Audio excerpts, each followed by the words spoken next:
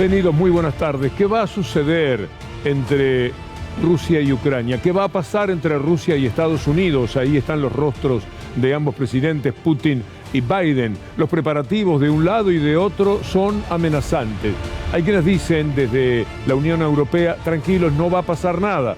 Pero también están los alarmistas hasta dentro de Estados Unidos. Ayer les contábamos que el presidente Biden pidió a los familiares de los diplomáticos que trabajan en Ucrania que se retiren de allí, que salgan, pensando que es una zona de conflicto que puede terminar en lo peor. Por ahora muchos especulan con que finalmente los rusos van a utilizar a los separatistas ucranianos para luchar contra ellos, pero se anuncia que hay 100.000 soldados de Rusia en la frontera con Ucrania, como si estuvieran dispuestos a atacar. Ya han muerto 14.000 personas, 14.000 soldados en los conflictos que han tenido entre Rusia y Ucrania. Rusia siente que Ucrania, como Estados Unidos siente a América Central y a nosotros de alguna manera, su área de influencia, y ahí no puede entrar nada. Y Ucrania está pensando en participar de la OTAN, nada menos. Para los rusos esto es una gran traición. Las informaciones naturalmente son muy difíciles porque llegan con mucho interés, pro-norteamericanas o pro-rusas, y entonces hay que hilvanar demasiado fino. Es indudable que Rusia quiere dominar en Ucrania. Ahora lo que se dice es que el 81% de los ucranianos rechazan a Putin, rechazan a Rusia. Entonces, ¿qué es lo que finalmente va a ocurrir? ¿Se puede apropiar un país de otro como en los viejos tiempos de la Unión Soviética? ¿Es esto factible? Bueno, la cuestión es que Putin en estos momentos tiene 100.000 soldados que se mueven de esta manera en la frontera, y los ucranianos también se preparan para defenderse. Es poco lo que pueden hacer frente al ejército ruso. En caso de que no puedan hacer demasiado, como uno imagina, tendría que entrar la Unión Europea, y detrás de la Unión Europea y fundamentalmente los Estados Unidos. Hay una conflictividad de hace muchísimo tiempo. El presidente Zelensky es un hombre que es ampliamente pro-occidental. De esta manera es que se debate en Ucrania. Están los más cercanos, los de el este, más cercanos a Rusia, que quieren pertenecerle a Rusia, que son prorrusos. Pero están también los de la zona este, los que se van más hacia la Europa central, que no quieren saber nada. Hay una división dentro de la propia Ucrania. ¿Será verdad que el 81% rechaza la participación de Rusia? Rusia ha hecho de todo para mantener esa área de influencia, como de todo hace los Estados Unidos en las áreas nuestras. Vemos permanentemente su gestión en nuestros países, es decir, el bloqueo a Venezuela es una obra de los Estados Unidos, es una guerra de Estados Unidos contra Venezuela, contra un país latinoamericano, y cuenta con complicidades de muchos otros países. Lo mismo hace Rusia, en lo que entiende que es su zona de influencia. Aquí no se mete nadie. Ucrania es nuestra. Hace 30 años que Ucrania es libre, desde la caída del muro de Berlín. Pero igual Rusia, sobre todo con alguien que tiene visos de emperador como Putin, siente que es propia, como siente a Bielorrusia. ¿Ustedes se acuerdan lo que pasó con los ataques que había dentro de Bielorrusia? Porque tenían un presidente prorruso, al que Rusia naturalmente defendía de todas las maneras. Lukashenko se llama el personaje que era central en esa etapa. Bueno, ahora contamos con una forma de confrontación todavía extraña, porque no se sabe hasta qué punto Rusia está dispuesta a invadir. Estamos viendo permanentemente todo, seguramente ustedes también, muchas películas, series que tienen que ver con guerras, y vemos morir a los jóvenes permanentemente. Cuando les digo que murieron 14.000, son 14.000 vidas que se apagaron por estos intereses políticos que no consiguen dirimirlos. Venimos de la noche anterior, cada uno de ustedes seguramente ha visto en algún momento la notable serie sobre la Segunda Guerra Mundial. Más guerra. Estamos en vísperas de guerra por tercera vez en el mundo, tercera guerra mundial. Uno dice, no puede ser. No puede ser que el mundo no haya aprendido nada. Pero si Rusia entra con todo su ejército en Ucrania, sabiendo que va a reaccionar la Unión Europea con sus ejércitos. Por eso Alemania, que está un poco en el medio, trata de alguna manera de atemperar los ánimos, y por eso es que desde la Unión Europea dicen no es para tanto como para tranquilizar a los propios rusos. Es una pelea muy sórdida, muy triste, una vez más en el mundo. Cada cual, como en las viejas épocas de la Unión Soviética, Estados Unidos, Unión Soviética, tratan de ser los que mandan definitivamente en lo que sienten, esto es nuestro. Ucrania es nuestro, Bielorrusia es nuestra, y así sucesivamente. De la forma en que Estados Unidos, sin decirlo tan taxativamente como parece que se ha expresado Putin, cree que todos nosotros le pertenecemos a ellos y que esta es el área de influencia en la que nadie se puede meter. Por eso cuando Rusia hace una vacuna que viene a salvar las vidas, Estados Unidos dice no, y Brasil acompaña y dice no, vacunas rusas de ninguna manera, porque no quieren que Rusia entre por acá porque es el área de influencia de Estados Unidos. Y si no tenemos vacuna nos vamos a morir, bueno, mala suerte. Y si no acuerdan con Pfizer, con la gente de nuestra área, el mundo políticamente se mueve de esta manera. Usted va a leer muchísimo que tiene que ver con el periodismo occidental, con el que maneja los Estados Unidos. También lo que llega desde Rusia tiene que ser sospechable.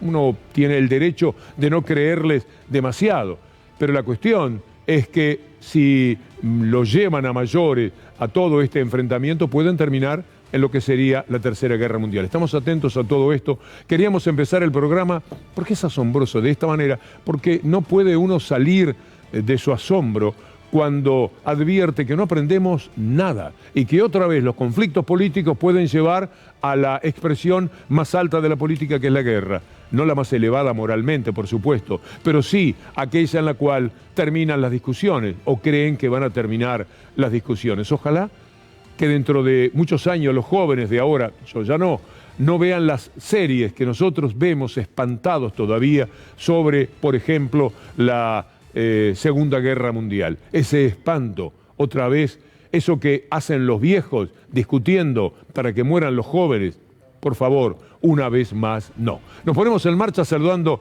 a nuestra mesa, bueno, en realidad saludando a los integrantes de la mesa. Estefi, muy buenas tardes. ¿Cómo le va, Víctor Hugo? Buenas tardes. Bueno, hoy seguimos hablando del Fondo Monetario Internacional, así que tenemos ese tema entre la agenda económica. ¿Qué dijo el fondo? Modificó las proyecciones de crecimiento para este año, vamos a repasar. El dólar, por supuesto, va a ser otro de los temas. Y tengo una pregunta para hacerle. ¿Cuánto tiempo hay que dedicar a trabajar para comprarse una vivienda en la Argentina? Todo eso en un rato nada más. Debe ser mucho, ¿no? Sí, es mucho. Pero está en los planes también, las posibilidades, lo que se anuncia de viviendas, etcétera. Pero Es fundamental, pero aún así sigue siendo el problema de la habitacional en la Argentina uno de los grandes temas pendientes. Saluda al doctor Darío Villarruel. Víctor Hugo, ¿cómo estás? Si hablabas de la Segunda Guerra Mundial, yo te voy a hablar de la Gestapo para perseguir sindicalistas. Les dije ayer que había feria judicial, pero la causa de La Plata está con la feria habilitada. Y hoy hubo novedades, porque llegaron al juzgado notificaciones de los ingresos de María Eugenia Vidal para ver a Mauricio Macri, para ver a Gustavo Arribas, para ver a gente que tenía que ver con la mesa judicial. Solo un dato. ¿Cuántas veces cree que fue entre mayo y junio del 2017 María Eugenia Vidal a ver a Macri? 1, 2, 10 o 20. 53 oportunidades. Seguramente tendría que ver con cuestiones de Cambiemos y no del tema de la mesa judicial antisindical. Ahora saluda Lautaro Maislin. Víctor Hugo, siguen las internas en Juntos por el Cambio, pero te quiero preguntar algo. ¿Te gusta el guitarrista Eric Clapton? Sí, genio. Y si te digo que se manifestó en contra de las vacunas... Me gusta muchísimo menos. Bueno. Como Djokovic, yo deseaba que ganara él en Australia, ahora quiero que gane Nadal y que Djokovic pierda todo, porque de verdad estos tipos hacen... Eric Clapton, Víctor Hugo, lo vamos a ver a continuación en la hora de Víctor Hugo, y también un cruce entre el presidente de Estados Unidos, Joe Biden, que insultó a un periodista, luego lo llamó para pedirle disculpas. Vamos a ver también el fragmento en el que el periodista cuenta el llamado de Biden. Vamos a ver los datos de hoy del COVID. ¿Sí? 100.000 los contagiados. Me gustaría cotejarlo con el martes pasado. Ayer lunes hubo 24.000 contagiados menos que el otro lunes. Quisiera comparar martes con martes, le pido al equipo de producción, porque recién veo el número. Más de 100.000 nuevos contagios de COVID y unas 260 muertes. El número sigue siendo alto, pero por supuesto es una situación que viene de rastre. Y además hay datos que llegan un poco tardíamente, sobre todo de algunos sectores de la provincia, y se van acumulando. Ahí tenemos 260 muertos, dije bien, 100.863 contagios. El COVID que merece, de todas formas, una esperanza en lo que viene. Por eso estaba tratando de comparar lunes con lunes. Hubo 24.000 casos menos. Martes con martes los vamos a tener en instantes nada más. Porque Carla Bisotti, la ministra de Salud, está anunciando, más que un anuncio, es una manera de ver cómo viene marzo. Y marzo viene mejor, dice ella. Con la expectativa de los cuidados, de la vacunación y de las características de esta variante, ver si realmente se profundiza esta tendencia de estabilidad y empieza a bajar para que en marzo, con las temperaturas más bajas y la presencialidad, podamos tener otra situación epidemiológica. Carla Bisotti, naturalmente trae bastante esperanza, pero mientras tanto hay quienes siguen hablando de la obligatoriedad de la vacuna. El respetadísimo doctor Goyan da la impresión de que está a favor de exigir la vacuna, que entre al calendario que la vacuna sea tan obligatoria como las otras vacunas. Personalmente creo que ya estamos en condiciones de incluir a la vacuna del COVID en el esquema nacional obligatorio. Es una opinión personal, compartida por muchos otros especialistas también, pero ya a esta altura de los acontecimientos, con la enorme cantidad, miles de millones de dosis proporcionadas en todo el mundo, con efectos adversos prácticamente ínfimos, y digamos, toda la demostración que ya se viene haciendo en el mundo real, en la vida real. Sí, no nos olvidemos, muchísimos países en Europa han implantado la obligatoriedad de la vacuna. Aquí todavía se discute. Yo veo a la gente de la provincia de Buenos Aires particularmente muy inclinada a que la vacuna sea obligatoria. Es una cuestión en la que concurren tantos elementos que de verdad es muy difícil establecer una opinión que uno diga esto tiene que ser así. Acompañamos las discusiones, las discrepancias y esperamos la resolución. Pero volvamos a lo de Eric Clapton. Qué pena, ¿no? Cuando uno tiene simpatía por ciertos personajes, no digo una especial admiración, y los ve proceder de esta manera antivacuna. ¿Qué tiene en la cabeza Clapton? Que alguna vez fue parte de una historia de amor. ¿Se acuerdan una vez que fue a un restaurante, se enamoró con una chica que trabajaba allí? Creo que se casaron, se fue con Eric Clapton, nada menos. Un romántico, decís vos. Un romántico, parecía. No. Parece que no, ¿eh? A ver cómo es la cosa, Veamos, cómo es la historia. El destacado Víctor Hugo para entrar en la información. Bueno, por supuesto, no vamos a discutir si es un gran guitarrista o no, porque de hecho consideramos que lo es, pero se manifestó en contra de la vacuna, lo hizo en un reportaje y así lo titularon en La Nación. Polémicas declaraciones. Eric Clapton afirmó que los vacunados contra el COVID-19 están bajo hipnosis masiva. Esto es lo que dijo el gran guitarrista Eric Clapton. Víctor Hugo, si no me crees, por el aprecio que vos le tenés a Eric Clapton por cómo toca la guitarra, te muestro el video. It hadn't reached me. I didn't get the memo. Whatever the memo was, it hadn't reached me. Then I started to realize there was really a memo. And that guy, Matthias Desmet, talked about it. And it's great, you know, the theory of mass hypnosis, formation, he calls it. And I could see it then. Once I kind of started to look for it, I saw it everywhere. Ahí escuchábamos al guitarrista Eric Clapton manifestarse en contra de la vacuna, Víctor Hugo, y lo veíamos y escuchábamos decir que produce una hipnosis masiva el solo hecho de que las personas se vacunen. Quiero volver a los números del COVID.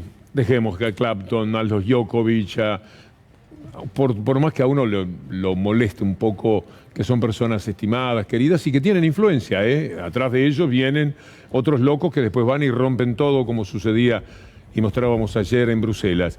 Pero volvamos a los números. Es interesante, espero. Como decíamos, ayer fueron 24.000 menos los casos, de lunes a lunes. De martes a martes hay 20.000 casos menos.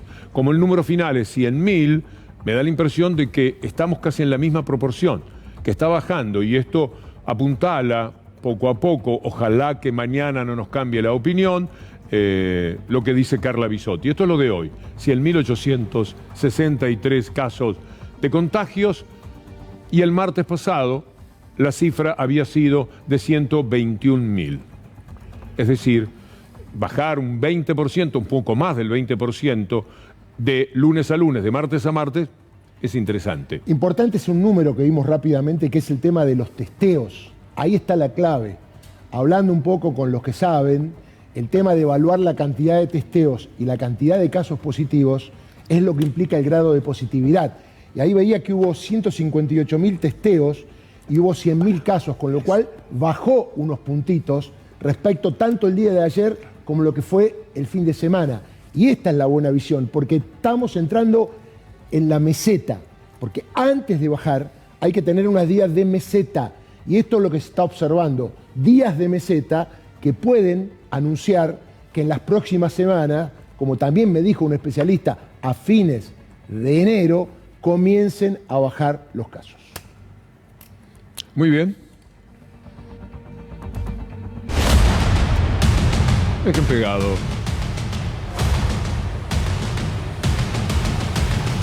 Negociación a fondo. Estamos hablando del Fondo Monetario Internacional. Una pelea dura. Quiero compartir con Steffi algo que me han dicho y que, bueno, si fuera así no me convence demasiado. Aguardo que el Ministerio de Economía también se exprese. Las facilidades extendidas son aquellas en las cuales vos tenés que pagarle al Fondo Monetario Internacional 5.000 millones, por ejemplo, el fondo te los presta esos 5.000 millones, y vos se los quedás debiendo para más adelante. Con lo cual, mi primer razonamiento fue como el de mucha gente. Fenómeno, entonces. Me das el dinero y te pago dentro de 5 años, está bien. Pero facilidades extendidas, me dicen, implica que se meten definitivamente en los libros y son los que marcan el rumbo de la economía, y eso sí que me provocó espanto y espero que no suceda.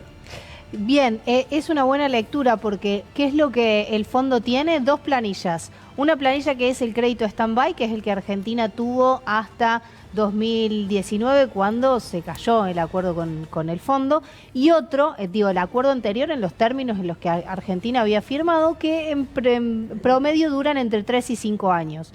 Los créditos más largos o los acuerdos más largos con el fondo, con por ejemplo, el de facilidades extendidas, que es la segunda de las 2 planillas que tiene el fondo, duran entre 8 a 10 años. El problema es que más plazos son más condicionalidades. ¿Qué quiere decir más condicionalidades? Que la Argentina tiene que comprometerse en ese acuerdo a lo que se llama un sendero fiscal, es decir, objetivos de política fiscal, objetivos de política monetaria. Si vos tenés objetivos de política fiscal, Steffi, lo que sucede es que como recaudás una cantidad de X de dinero y no alcanza para cubrir las necesidades elementales del pueblo, entras en lo que se llama un ajuste. El presidente ha dicho que no va a haber ajuste y yo le creo, no quiero recorrer ningún otro camino. Pero si ellos se meten, si ellos están mirando los libros y demás, te van a decir, más jubilados no, más aumentos para jubilados no.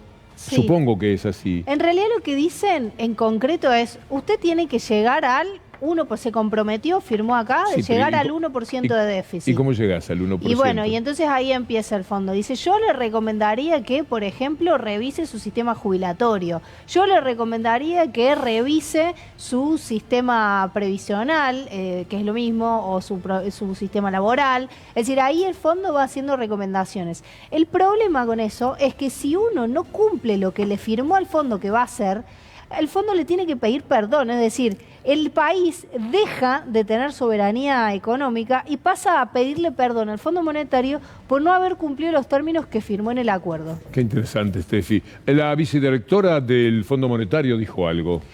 Sí, lo que dijo es, la economista jefe, se difundió hoy un informe respecto de las perspectivas económicas que el fondo prevé para 2022. Dice, estamos trabajando muy de cerca con las autoridades argentinas para elaborar un programa sólido y creíble que ayude a la gente Gita Gopinath es justamente una de las economistas más importantes del Fondo Monetario. Sí, pero a esta economista tan importante del Fondo Monetario Internacional le digo, sólido. Este es un mundo líquido. ¿Qué solidez le podés dar a nada en un mundo que se mueve como se mueve? En un mundo de pandemia, en un mundo donde no sabes cuántas vacunas vas a necesitar el año próximo, cuántas camas podés llegar pueden llegar a hacer falta porque reaparece esto o viene otro bicho. ¿Qué cosa sólida podés darle en un mundo donde la soja hoy vale 10 pesos, mañana vale 20 o pasa a valer 5? Donde el petróleo internacional vale $100 o puede valer 30. Sí, donde no se sabe, por ejemplo, qué va a pasar con la inflación a nivel global. Para no irnos demasiado lejos, la inflación que es en este momento, te diría, el otro virus, ¿eh? Sí, sí, claro. De hecho, en el reporte del Fondo Monetario Internacional está puesto como una de las grandes preocupaciones que podría afectar a la proyección de crecimiento. De hecho, hubo un recorte en la proyección de crecimiento para el mundo este 2022. ¿Qué es lo que llama sólido el Fondo Monetario Internacional? El sendero de ajuste. ¿Por qué? El sendero fiscal, le podemos decir, si no les gusta ajuste. ¿Por qué? Porque el Fondo Monetario lo que dice es, Argentina tiene que ir hacia un equilibrio fiscal. De todas formas, en las distintas fuerzas políticas e incluso al interior del gobierno nacional, a pesar de las distintas lecturas que existen, hay coincidencia respecto de esto. El tema es el camino, cuál es el camino que se recorre para llegar hacia este objetivo, ¿no? Veamos un tuit, Víctor Hugo, y a todo el equipo, que publicó hoy el economista Sergio Chousa en relación a lo que estaba contando Estefanía recién, y una noticia que toma Infobae de una manera, después la corrige, la borra y la cambia. Lo que pone Chousa es, así como te digo una cosa, te digo la otra. Primero habían puesto viento de frente para la Argentina. El FMI redujo la proyección de crecimiento global y alteró por el impacto de la variante Omicron. ¿Sí? Y lo vemos después, dice, en medio de la negociación por la deuda, el FMI mejoró la proyección de crecimiento de Argentina para el 2022. Primero hablaba de viento de cola, después habla de la mejoría en el crecimiento para la Argentina. Aunque parecen contradictorios, no son contradictorios. Esas dos cosas. A ver, expliquemos. Aunque parece contradictorio, no son contradictorias las dos advertencias del fondo. ¿Por qué? Porque lo que dice el fondo es, reviso. En realidad, lo que deberíamos decir, claro, el fondo dijo que la economía argentina iba a crecer este año 7,5%. Nunca acierta. La economía argentina terminó creciendo 10 puntos. Entonces, Claro. ¿por qué tiene que revisar? Pero jamás acierta. Yo no sé quién está, cómo consiguen trabajo ahí. El día que te vea trabajando ahí voy a pensar, Steffi no sabía tanto como yo pensaba que sabía. Porque no saben nada en la realidad. Es que saber implica dar respuestas que después se compadezcan con la verdad. Yo no conozco un anticipo del Fondo Monetario Internacional, porque ¿sabes qué pasa? Son anticipos de tipo político. Claro. Juegan políticamente, nunca están hablándote la verdad, quieren influir, quieren que las cosas sucedan de acuerdo a como a ellos les interesaría que ocurran. Eso, sin dudas, digo, es un tablero geopolítico, hemos hablado mucho del rol del fondo. Sin dudas, también la recuperación de la economía argentina en 2021, de todas formas, sorprendió a muchos, inclusive el propio gobierno, que primero estimó un crecimiento, después dijo que iba a crecer alrededor del 7%, y hoy hubo datos del INDEC a donde la actividad económica creció más del 10% en los primeros 11 meses del año, con lo cual hay una especie de sorpresa positiva, por supuesto, en este caso, porque la actividad económica fue mucho más vigorosa, más fuerte que sé lo que Lauti tiene alguna nota al respecto, pero me gustaría poner otra vez eso de lo que dice el Fondo Monetario Internacional para que lo recordemos, a ver cómo es que redactan también esa información, si se puede, si no vamos al auto y después retornamos con eso. Ahí está. Como te digo una cosa, te digo la otra. Viento de frente para la Argentina. Esto viene mal, quiere decir. El FMI redujo la proyección de crecimiento global y alertó por el impacto de la variante Omicron, la inflación y la deuda. Entonces, ¿cómo se podría hacer algo sólido? Mira, todo lo que gravita en este mundo líquido para que las cosas no sean como vos decís, dentro de un año tal cosa. ¿Dentro de un año qué? De mañana podés hablar, de la semana próxima en todo caso, Omicron, inflación y deuda. Y en el otro lado dice, en medio de la negociación por la deuda, el FMI mejoró la proyección de crecimiento de Argentina para 2022. En una la redujo y en otra la aumentó. A nivel global redujo la proyección de crecimiento. ¿Por qué? Justamente por el impacto de Omicron, por la inflación y todas estas cuestiones que hacen a la complicación de la actividad económica. Entonces, a nivel global, Argentina no tiene una buena proyección. ¿Qué es lo que pasa? Creció tanto en 2021 que por eso es que suben la proyección de crecimiento para el 2022. Por eso digo que no son contradictorias. Es un panorama, al menos desde el punto de vista global, complejo para la Argentina. Que se pongan de acuerdo de todas maneras, y que nos digan si les interesa decírnoslo, porque creerle mucho no le vamos a creer. Ahora, ¿puedo decir algo? Qué feo estar dependiendo de lo que dicen estos tipos o estas tipas. Y el fondo, por lo menos el fondo, no dependemos de lo que dice Lehman Brothers, que son una banda de delincuentes internacionales que arruinaron el mundo en el 2008. El 2008 fue la crisis financiera internacional. ¿Y qué marketing tiene la Argentina? Porque dicen algo y salen en Infobae, en Clarín. Volvamos a lo nuestro. Y ellos defienden a los otros. De la mano del Lauti. Habló hoy a la mañana Augusto Costa con Cintia García, el ministro de Producción, Ciencia e Innovación Tecnológica de la provincia de Buenos Aires. Se refirió al posible acuerdo con el Fondo Monetario y dijo lo siguiente. El principal problema que nos dejó el gobierno de Macri, que es la deuda externa insostenible. Entonces, lo que vos mencionabas de una mala negociación implicaría que la posibilidad de resolver esta cuestión tiene que estar vinculada a poder seguir creciendo y poder seguir desarrollando las políticas públicas que necesita la Argentina en este momento para recuperar todo lo que perdió en los últimos 6 años, producto de las políticas del gobierno anterior y de la pandemia. Entonces creo que el planteo que está haciendo el gobierno nacional es completamente coherente, consistente y está poniendo por delante las necesidades del pueblo argentino. Es un préstamo totalmente extraordinario que debería resolverse de una manera extraordinaria. Bueno, 2 cosas claras dice ahí Augusto Costa. Una, que el principal problema que dejó Mauricio Macri es la deuda externa y que el préstamo fue extraordinario, fue el préstamo más grande de la historia del Fondo Monetario Internacional hacia un país y que el acuerdo debe ser también un acuerdo extraordinario. Sabemos que Hernán Lacunza, el exministro de Mauricio Macri y también de María Eugenia Vidal, siempre hace metáforas, Víctor Hugo, ahora aforismos, y lo vamos a leer a través de su cuenta de Twitter. Yo simplemente lo voy a poner al aire, el análisis lo pueden hacer ustedes. Dice Hernán Lacunza: el desajuste del sector público es ajuste del sector privado. José Naroski, parece, ¿no? Una cosa así, ¿no? Es todo un personaje Lacunza.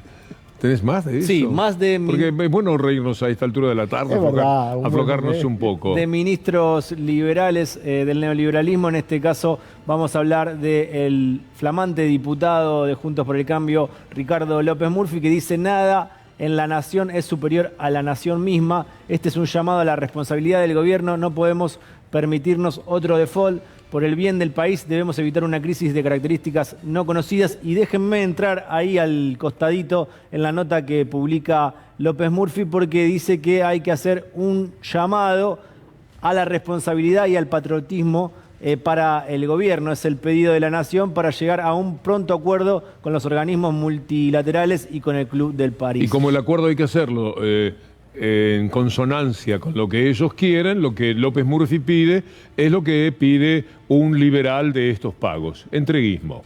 Tranquilamente, sin ningún tipo de problema. Detrás hay un pueblo, pero no lo ven, no saben. López Murphy no tiene la menor idea, no puede tenerla, porque si la tuviera se dejaría ganar por un poco de humanidad. La pelea es default o no. Bueno, está bien, hay que plantearlo.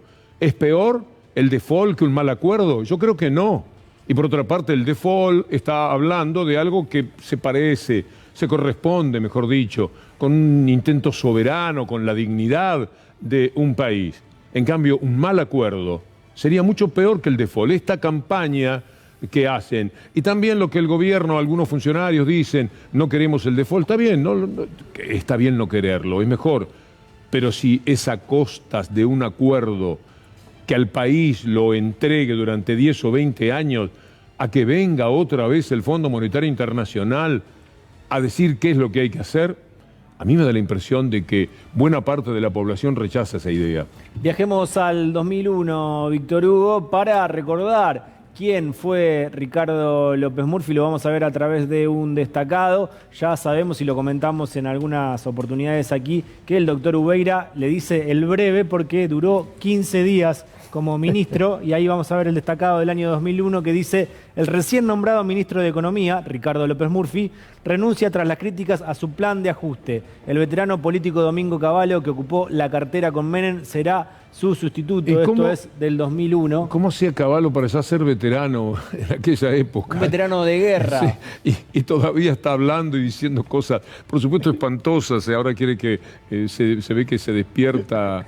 en es algún un veterano momento del neoliberalismo. y delira. Yo quiero privatizar. Aerolíneas Argentina, por ejemplo, está abogando por privatizar aerolíneas. Hace unas semanas o meses, Ricardo López Murphy cuestionó a Cristina Fernández de Kirchner por no tener experiencia. Rápidamente se viralizó esta nota en la que dice que duró solamente 15 días en el gobierno como ministro. Se tuvo que ir. ¿Y qué en el fue año lo que 2001. quiso hacer? ¿Por qué le costó el Se cargo? lo preguntamos, Víctor Hugo, en alguna oportunidad y esto nos dijo. Criticó usted por hablar de la experiencia de Cristina. Yo creo que Cristina no entiende nada. Se lo criticó porque duró 15 días en el gobierno. Duré 15 días porque quise cortar los gastos de la política, los gastos que no corresponden.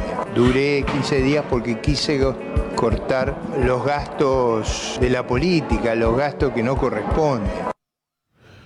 Quise recortar los gastos de la política. Cortar, dice él, sí, los gastos de la política, los gastos que no corresponden. No, pero no es verdad, él ajuste. quería recortar todo lo que tenía que ver con la educación. Ni más pública. ni menos. ¿De qué pueden hablar? Y está ahora metido en un gobierno que también habla de la educación, no construye nada, no cumple con el presupuesto, no hace absolutamente nada. Pero se dan el derecho de hablar, se lo dan el derecho. Por cualquier cosa que diga López Murphy, replicada por los medios que ordenan, que mandan cómo son las cosas en la República Argentina, les viene bien. Así es, Víctor Hugo, y bueno, también recordemos que prometieron 3.000 jardines que nunca cumplieron. Mientras hacen todo esto, ¿ibas a decir algo, Steffi, del tema? No, estaba pensando en las proyecciones. ¿Y qué pensabas? Compartilo. No, pensaba que, que no habíamos dado los números. Mire lo que soy, yo no dije los números, estaba pensando en eso. ¿Cuáles no dije números? El número de crecimiento del fondo, que era de 2,5, había estimado que Argentina iba a crecer 2,5, pasó a corregirlo a 3%, y en el plano global decía que el mundo iba a crecer este año 5%, alrededor de 4,9%, y pasó a la baja, 4,4%. Estaba pensando en esos números. No, está muy bien porque faltaba completar. Hay que decir, cuando decimos 3%, 2% en estos casos, estamos hablando de una gran diferencia. Medio punto hace una diferencia, no es cualquier cosa. No, medio punto del PBI es mucho, es una diferencia importante, sí.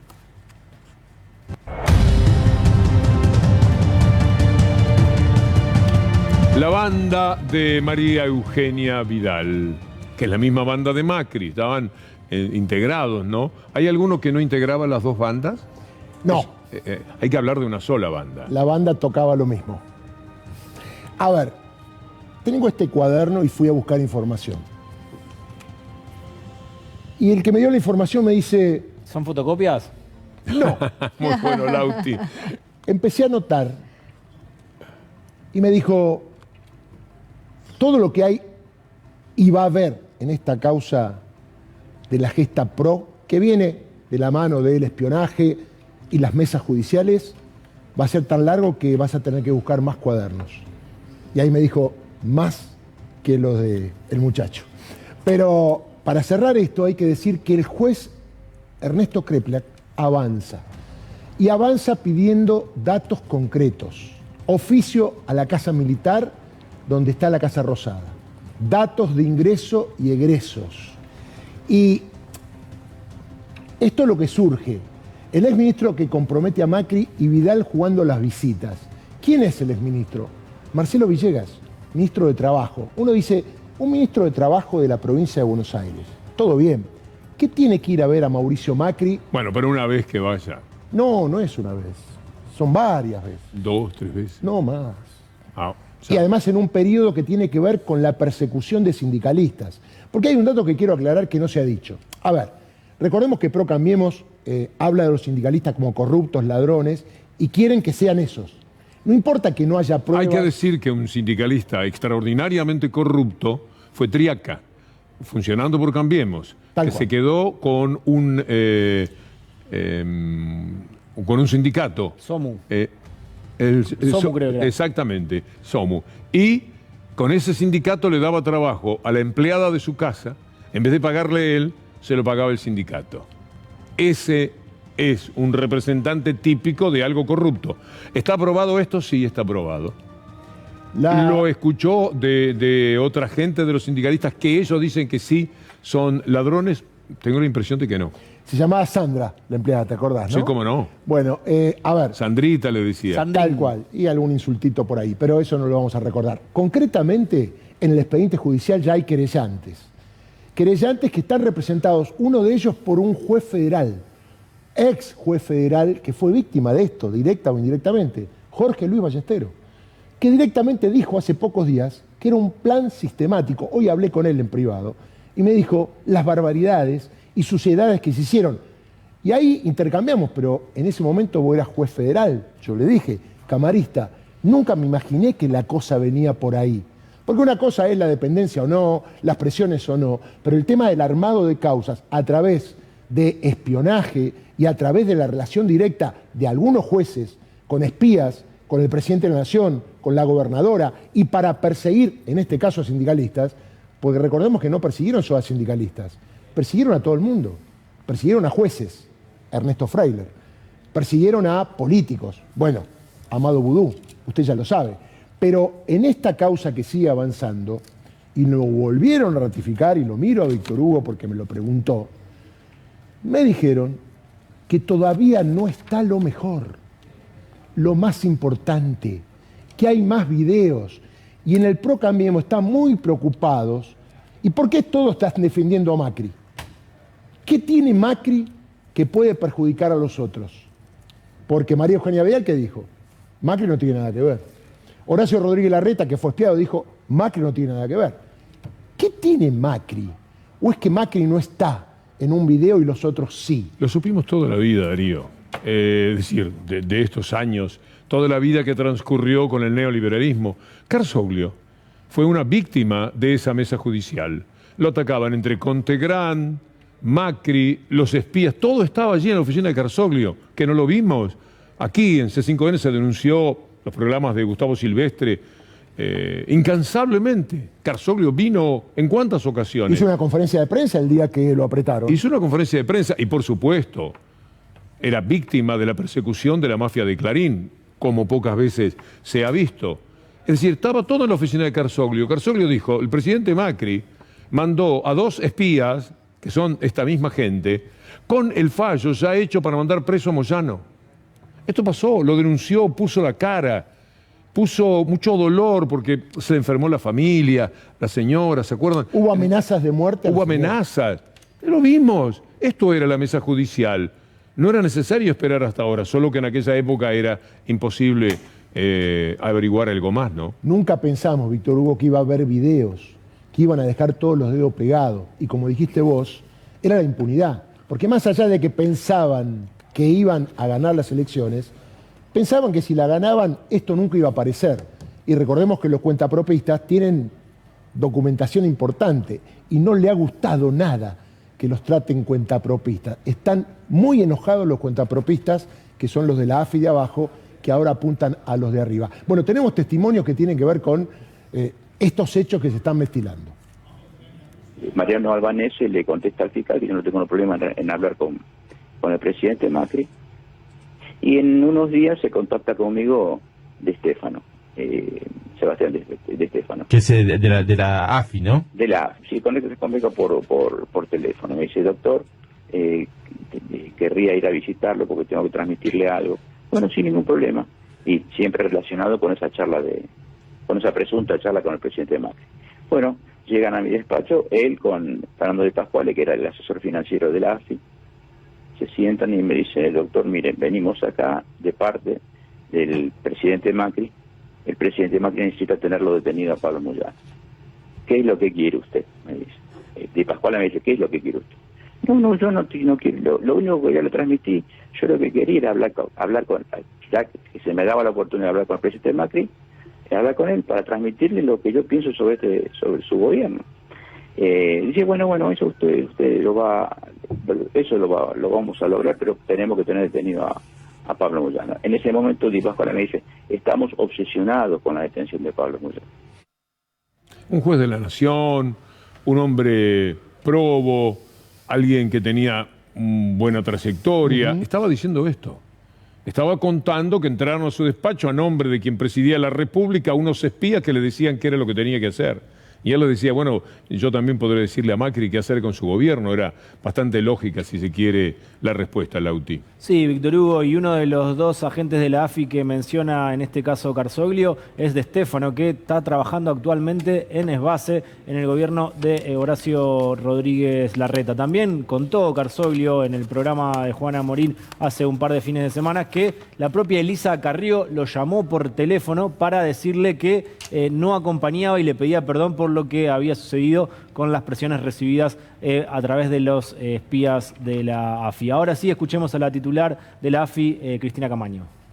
Evidentemente que todas estas reuniones eran para concretar las ilegalidades que iban a hacer más adelante, como ver cómo meter preso a un político, a un dirigente social, a un dirigente sindical.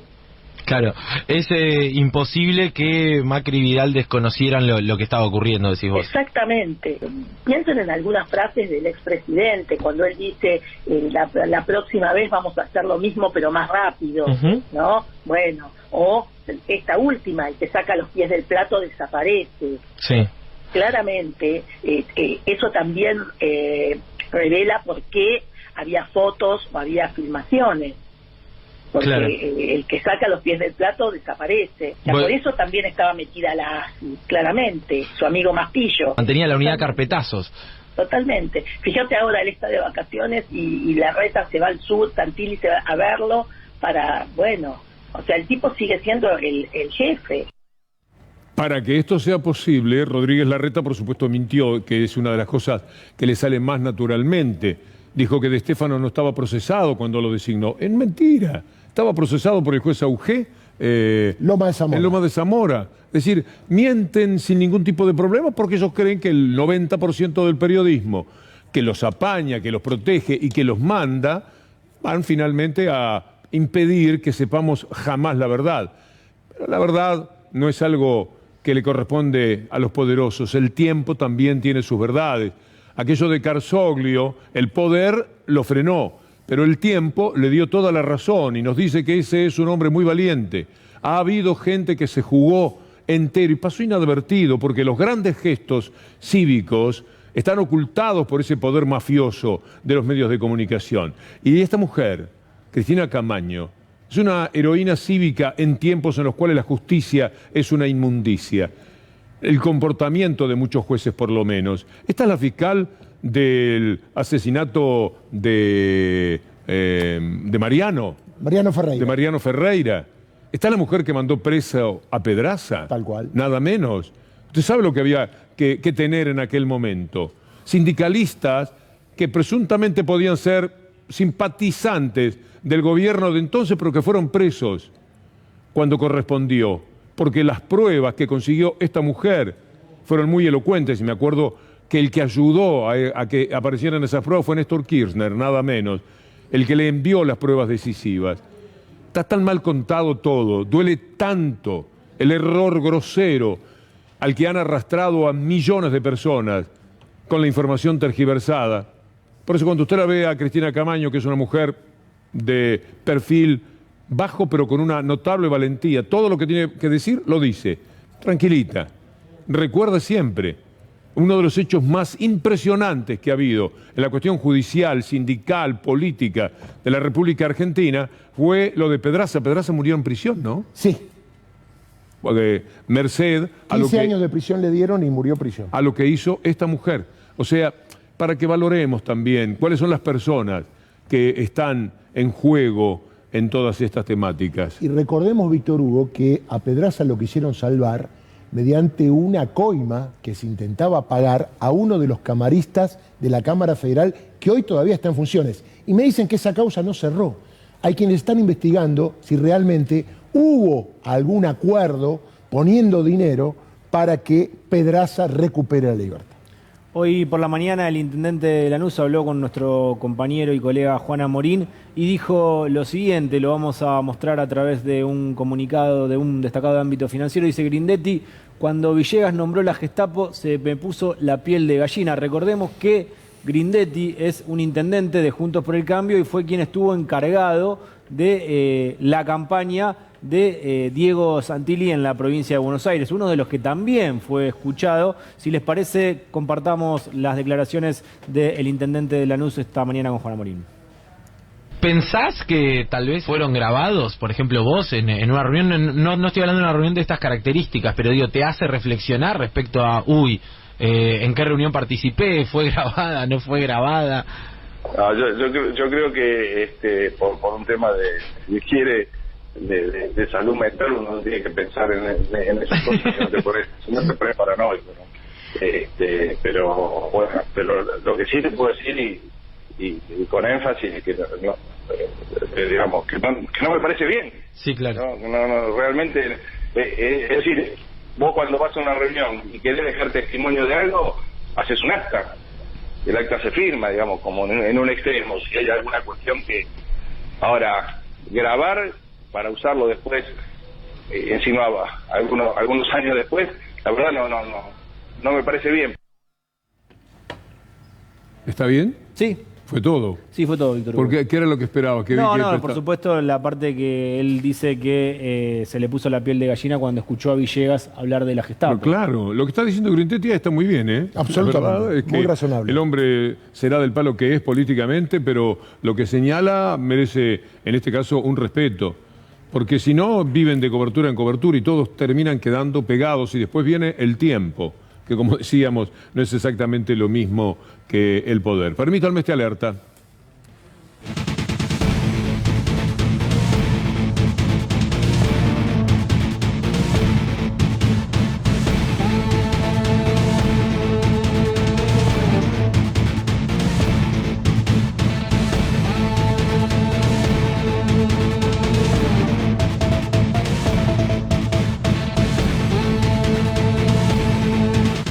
Alerta en C5N. Esto está ocurriendo en Ucrania.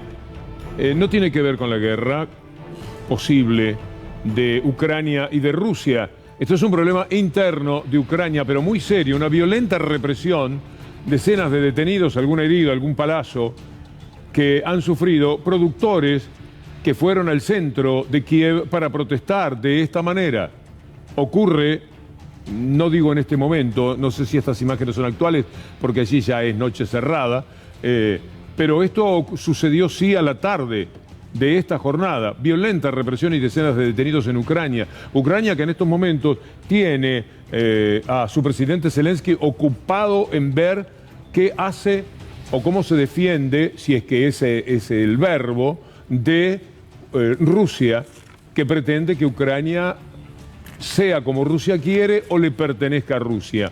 Una de dos, porque es la famosa zona, volvemos a eso lamentablemente, de los tiempos de la Guerra Fría. Yo mando acá y el mapa estaba teñido. Yo me acuerdo de muchacho, cómo estudiaba en materia política, qué había en el mapa, que lo pintaban de rojo, obviamente para señalar dónde estaba el comunismo, y lo pintaban de verde para marcar dónde estaba el dominio de los Estados Unidos. Parece que no aprendemos y volvemos a ese tipo de usanza. Pero esto no es para preocuparse en términos vinculados a la guerra. En cambio, sí, es altamente doloroso, podría decirse, ver este spot que vamos a compartir con ustedes. Es el gobierno de Ucrania. Este spot tiene que tener detrás una historia. Aquí hay una forma desafiante de pronunciarse a través de lo que dice el gobierno de Ucrania son la mayoría de sus pobladores. Veámoslo. Я батько. Я молодший брат. Я водій маршрутки. Я скоро одружуся. Я фанат Шахтера. Начальник отдела продаж. Я прораб. Я программист. Я свидетель на свадьбе. Дядя Юра, таксист. Я вчитель фізкультури. Я студент-геолог. У мене своя фірма. Я кращий друг зі школи. Я сусід, який завжди стукає по батареї. Я єдиний син.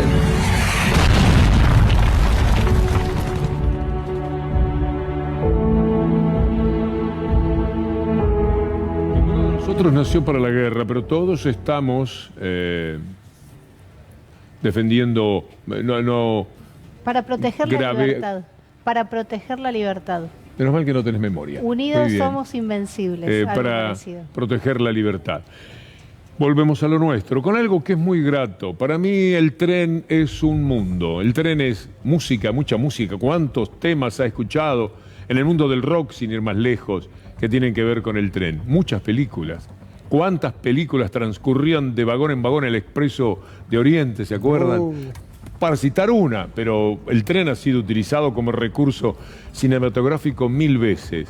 El tren es un amable viaje que yo recuerdo particularmente de mi adolescencia, cuando había trenes a toda hora. 3 veces pasaban por mi pequeño pueblo de 6.000 habitantes. De ¿Cómo se Montevideo llamaba a el Mercedes, pueblo? de Mercedes A a Mercedes. Montevideo. Y era el lugar donde la gente se juntaba, era un lugar social. El jefe de la estación era un personaje en el pueblo. Y todo ese mundo se me murió. Y también aquí, como en una de las mejores películas de Pino Solanas, no recuerdo el título ahora, se podía apreciar. Me acuerdo lo que pasaba con los pueblos cuando se morían los trenes. Había uno particularmente en la película, me hizo llorar con eso, Pino Solanas, inolvidablemente. ¿Por qué menciono esto? Porque resulta que fueron 600.000 pasajeros más de eso a Mar del Plata, en el tren a Mar del Plata. Ocurre que hay muchos nuevos destinos del tren, como le decíamos ayer. Y entonces hay una cosa romántica que va a acompañarme al hacer la nota con Marinucci, el señor Marinucci, que es el presidente de Ferrocarriles y que está después de la pausa con nosotros. Me propongo este verano, antes del 21 de marzo tengo que ir a Mar del Plata en tren. Está con nosotros el presidente de Trenes Argentinos, Martín Marinucci, bienvenido. ¿Qué tal? Muchas gracias por la invitación, un placer compartir un rato con ustedes. Muchas gracias por hacer de nuevo que el tren sea un vehículo factible para la gente. Bueno, es parte del desafío que nos propuso el presidente, ni bien nos encomendó esta responsabilidad de presidir Trenes Argentinos, en ese momento con el ministro Mario Meoni, hoy con el ministro Alexis Guerrera, en donde lograr que el sistema ferroviario vuelva a ser lo que fue en algún momento, ¿no? Este medio de transporte que da posibilidad de unir a los argentinos. En lo que se refiere a Mar del Plata, por ejemplo, es un récord, es impresionante la cantidad de gente. ¿Cuántos han viajado? Bueno, tenemos emitidos desde el 5 de noviembre que iniciamos la venta de todos los destinos de larga distancia, llevamos ya 670.000 pasajes vendidos. 700.000, como que el 53% es exclusivamente a Mar del Plata. ¿De noviembre a cuándo?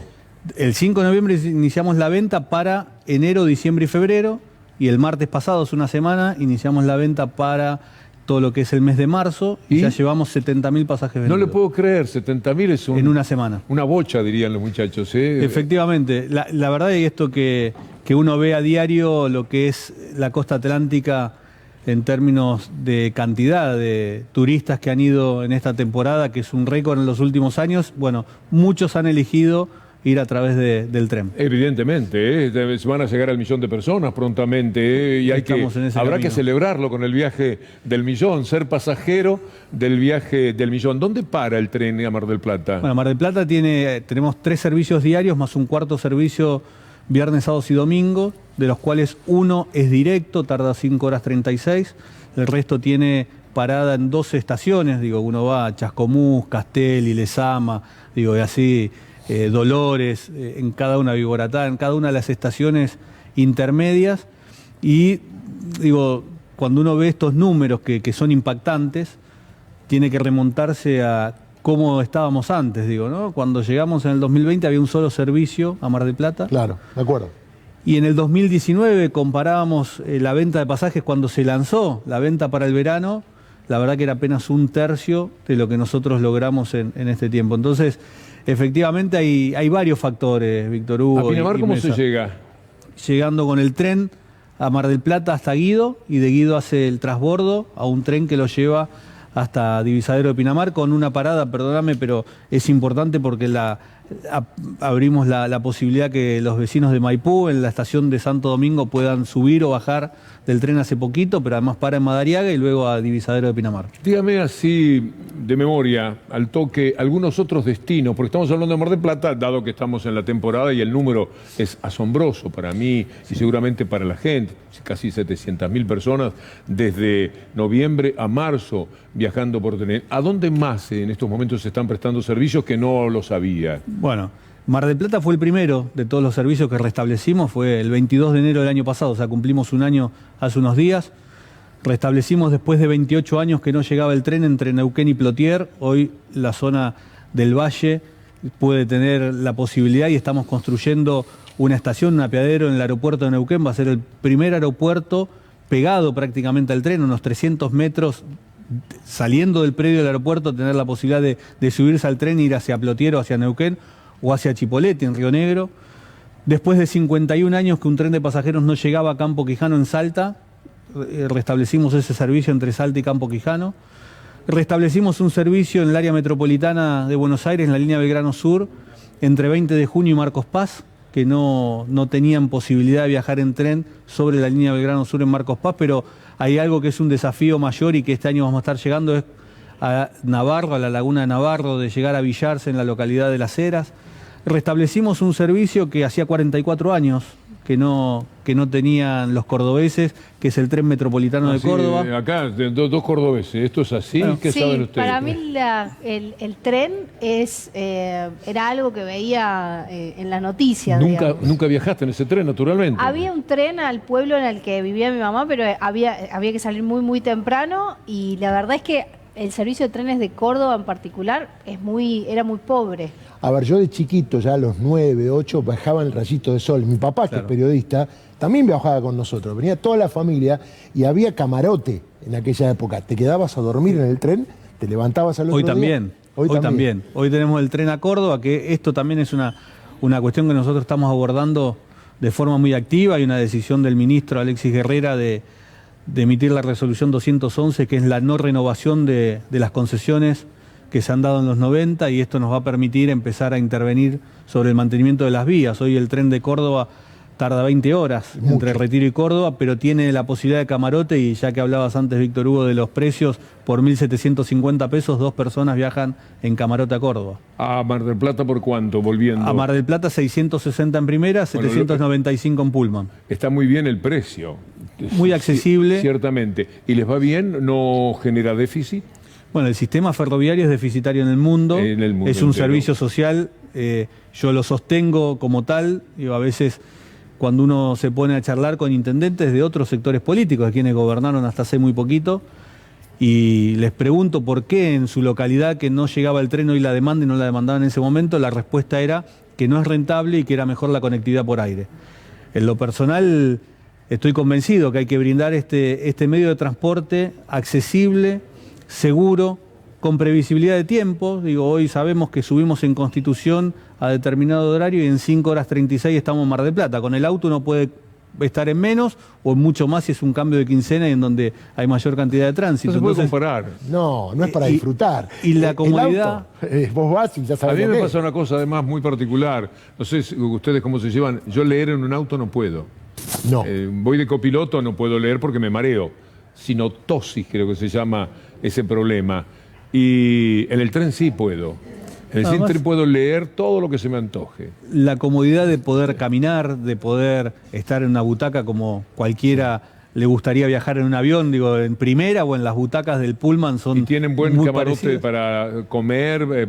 El coche comedor, que también tiene esa posibilidad de ir y sentarse a tomar un café, a comer. Y también la posibilidad de llevar su termo. Todo usuario del tren puede llevar su termo y tenemos dispenser de agua fría, agua caliente en cada uno de los coches. Y servicio por el pasillo de tenemos azafata. Vi las fotos. A lo mejor tenemos algo sobre el interior de los ferrocarriles, de los trenes. Está muy bien. Les recomiendo que vivan esa experiencia. Es lo que se ve, digo, con algo que no se puede percibir acá, que es la calidez humana del personal ferroviario que va a bordo del tren asistiendo a todos los usuarios. Ahora veo que son mejores que los que yo viajaba. Estaba hablando que hay otra calidad ahora, ¿no? Son más modernos. Y esto podemos ver la decisión de un gobierno que tiene claro hacia qué norte va, digo, de seguir ampliando el sistema ferroviario. Estos son trenes que se incorporaron en la Argentina entre el 2014 y 2015 y que de estos mismos coches que vemos ahí de larga distancia, cuando a mí me tocó asumir había 42 fuera de servicio por falta de repuestos y que no solamente no había repuestos, no se habían iniciado ni siquiera los procesos de compra china de los repuestos. Nosotros ya recuperamos 12. Una estación abandonada. Yo empecé la nota hablando de la película de Pino, no me acordaba el nombre, La Última Estación, y había un pueblo donde, si mal no recuerdo, la anécdota consistía en que la gente, el tren no iba más, seguía haciendo la estación y la ponían muy linda. Si alguno puede decir de alguna manera cómo se llamaba el pueblo, porque no me gusta quedarme con la incógnita, y entonces tenían la estación como si estuviera 0 kilómetros con la esperanza de que el tren volviera. Bueno, sucede, y para tomar dimensión, año 1948, Víctor Hugo, nacionalización de los ferrocarriles, 47.500 kilómetros de vía operativa. Hoy tenemos entre carga y pasajero 16.000 kilómetros. Mirá si hay lugares, estaciones en donde muchos vecinos, muchos ferroaficionados sostienen con la esperanza de que el tren vuelva. Y lo último, no quiero extenderme, pero en Campo Quijano fue una muestra de eso. Pioneros ferroviarios, viudas de pioneros ferroviarios que después de 51 años creían que nunca iban a vivir esa experiencia y que hoy lo tienen al servicio para trasladarse de forma diaria. Martín, muchas gracias. Gracias a ustedes. El presidente de Trenes Argentinos, con algo que a mí me entusiasma especialmente. Está juntando libros, Víctor Hugo. Ya está juntando libros para el viaje en tren. Pero están los muy malos recuerdos. Lo de José Luis Cabezas es un dolor que nunca se apagó y que seguramente nunca se va a apagar. Estamos a 25 años del crimen y tenemos este testimonio de su hija. Como mensaje que dejaría en general a la gente, bueno, por un lado como agradecer, porque como dije antes, es muy emocionante que gente que no lo haya conocido, que no haya tenido contacto de nada, todavía siga al pie del cañón pidiendo justicia, recordándolo. Al final que esto sea un recordar por él y un recordar por no tiene que volver a pasar algo así y no dejemos que pasen cosas parecidas con nadie, ¿no? Que sirva de ejemplo, que aunque sea sirva de ejemplo de lucha y de justicia y de algo así no puede pasar. Pero bueno, yo como su hija quizás me hace falta muchos otros días ¿no? Y me siento más removida otros días que no exactamente el día del aniversario. Pero sí es verdad que este año es especial porque mi papá, además de ser papá, sería abuelo. Tuvo un bebé hace poquito. Y bueno, eso también es especial, que es lo mismo, ¿no? No solo el día del aniversario, pero sí es verdad que es como esta sensación de un año más, ¿no? Y ahora este año con un hijo y mi papá no está acá.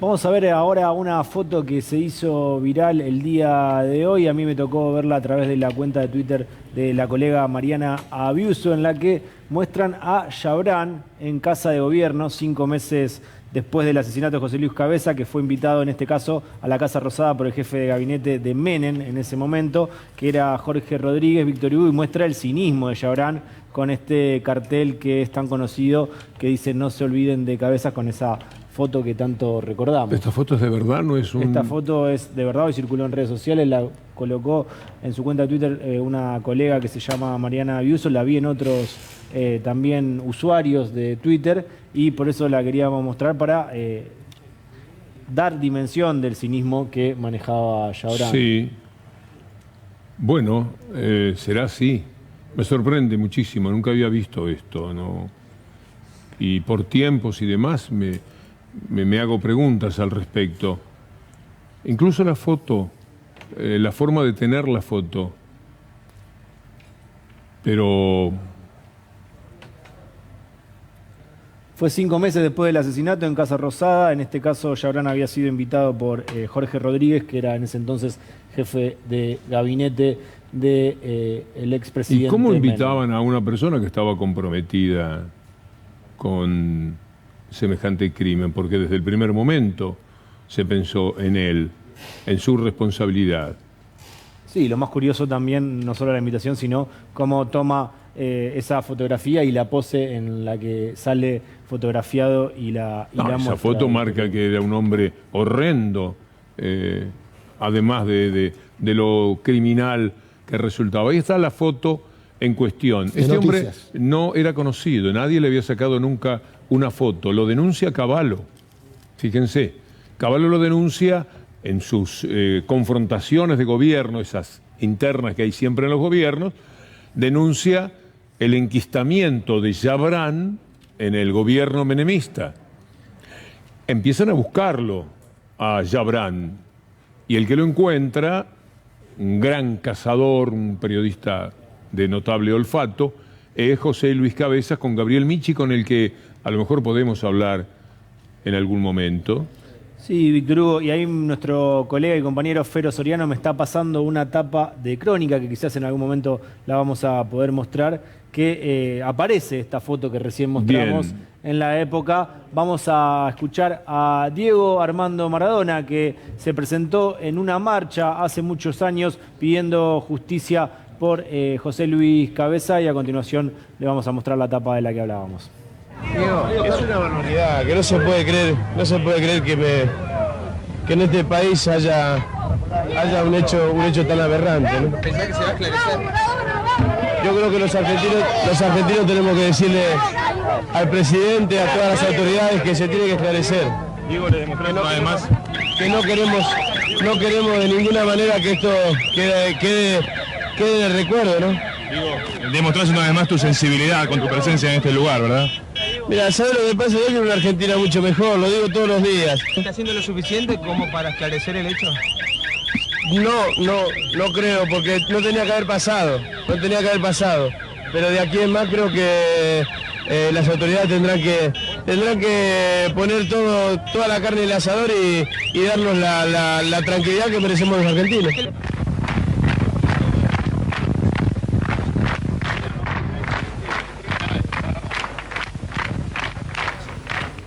¿Era el Mar del Plata? Sí, en Mar del Plata. Sí. Exactamente. Sí, siempre Diego, ¿cuánto dolor todavía? Es un episodio que no se borrará nunca. Todos los años reaparece por distintos motivos con una nueva fuerza. Ahora son 25 años además.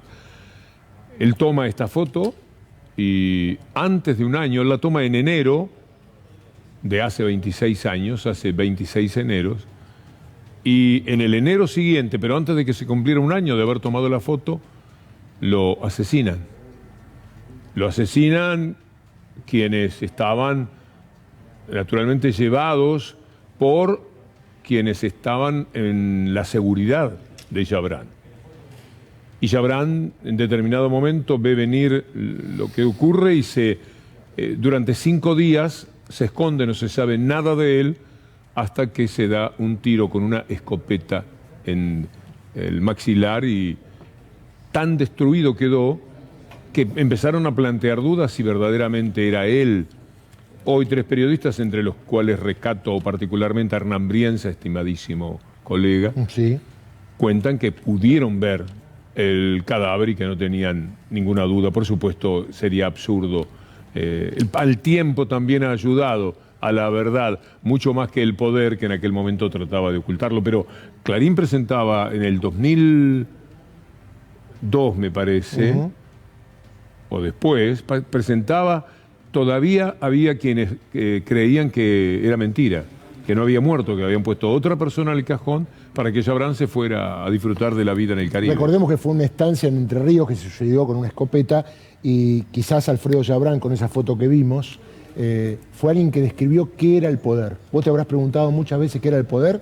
Jabran en una toda dijo, el poder es impunidad. Sí, si tenés mucho dinero podés hacer cualquier cosa con lo que se te ocurra con ese dinero. Vamos a hacer una pequeña pausa y enseguida estamos con ustedes. El dólar es un dolor siempre, cada vez que hablamos del tema. ¿Cuánto está, Steffi? 219,50, subió 50 centavos y con esta suba marcó un nuevo récord histórico. El dólar mayorista cerró 104,63, por ende la brecha es de alrededor de 110%. Digo alrededor porque es 109, unos decimales, pero 110% aproximadamente. Aquellos que dicen, uy, qué brecha tremenda entre el dólar oficial y el dólar ilegal.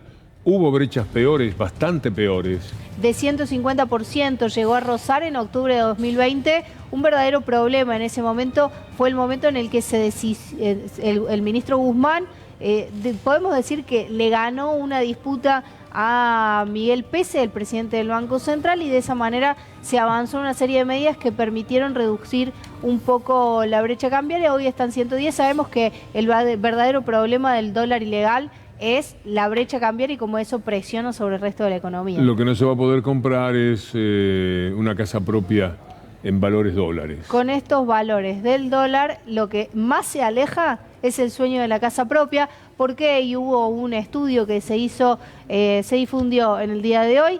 14 años de ingresos, los ingresos mensuales completamente destinados a... No comés, no te vestís. Nada.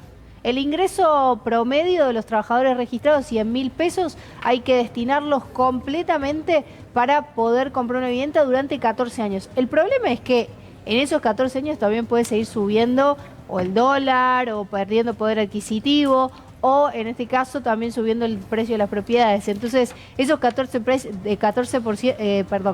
años son a hoy congelando el resto de las variables. Nuestro capítulo de hoy, que tiene que ver con Juntos por el Cambio, tiene como protagonista a Miguel Ángel Pichetto, que quiere agrandar la coalición hacia la derecha y dice lo siguiente: Pichetto sobre Juntos por el Cambio, hay que ampliarse para la derecha y para el lado socialdemócrata. Esto es lo que dice Pichetto, pero Víctor Hugo, te vamos a mostrar qué pasa cuando Miguel Ángel Pichetto quiere relacionarse con alguien que está un poquito más a la derecha. Primero, Miguel Ángel Pichetto había acusado a Stiglitz de estar pago por el gobierno y de decir pavadas. Había dicho eso Miguel Ángel Pichetto, lo levantó Clarín, y José Luis Espert le puso: ¿qué tipo inmundo sos, Miguel Ángel Pichetto? Sos cualquiera, cualquier bondi te deja bien. Cuando estabas con Cristina tenías sueños líquidos con Stiglitz. ¿No te acordás? Le pregunta y le dice: dale, hacé memoria. En el sector privado, en el mundo del laburo y el mérito, ni el salario mínimo ganarías. Le contestó Miguel Ángel Pichetto a José Luis Espert: diputado Espert, hay un bondi que no me deja bien y ese es el del vínculo con los narcos que prestan camionetas blindadas, dice ahí Gran Cherokee, negras y aviones privados. Lo trata de vincularse con los narcotraficantes. Y vuelve a hablar José Luis Espert, dice: Big Mike, sabes perfectamente después de travestirte a Juntos que esa fue opereta cuando los liberales, según tus nuevos amiguitos, éramos funcionales a los K. Tus ex amos, ¿te acordás? La patria planera que craneaste, mantener fueros a Cristina para no ser enjuiciado por la AMIA. Este es el cruce que tuvo Miguel Ángel Pichetto con el diputado Espert. Bueno, sabemos que Miguel Ángel Pichetto estaba pidiendo agrandar a Juntos por el Cambio para la derecha. Con Espert le va a costar un poquito. Qué vergüenza que son. Es desesperante. Bueno, vamos a hacer una pausa y enseguida estamos con la columna. Recuperemos todo ese espacio, no solo social, sino ese espacio de aprendizaje y conocimiento. Es cierto que la pandemia ha sido dura, pero también es cierto que acá ha habido un Estado presente, que ha estado en forma permanente y que ha garantizado el desarrollo económico, ha garantizado la salud, ha garantizado la educación y va a seguirlo garantizando para todos los vecinos y vecinas de la provincia de Buenos Aires. Nuestra gran apuesta es que el 22 sea el año de mucha recuperación. Vamos a recuperar en todos los espacios, en toda la producción, en todo el desarrollo económico. vamos a recuperar en la salud y vamos a recuperar, por supuesto, en la educación. Apostamos a eso y realmente no solo apostamos, tenemos la decisión política de hacerlo junto a nuestro gobernador. Así que, Axel, la verdad, orgullosa de estar aquí. Cristian, destacar esta gran tarea y seguir apostando al crecimiento. Nos detuvo la pandemia un tiempo, pero vienen tiempos nuevos que ya se empiezan a ver y se empiezan a reflejar en esta provincia y en esta Argentina. Muchísimas gracias.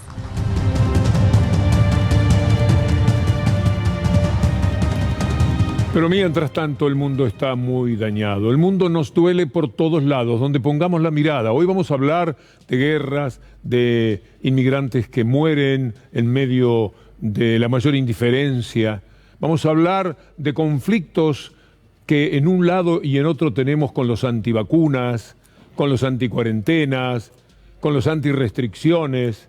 Es espantoso lo que sucede y sin embargo tenemos que andar con la información, recorrerla con ustedes, analizarla, para después entender desde el mundo lo que pasa en nuestra aldea. Vamos a empezar con la inmigración, que siempre es un tema de particular dolor. Hoy hablaba con Flor Massadi, la directora del Festival de Cine Migrante, que permanentemente observa lo que sucede en el mundo. Mire esto, lo que vamos a empezar por aquí, por este destacado, que marca la muerte, una vez más, de 7 migrantes en el mar Mediterráneo. Esta es la noticia.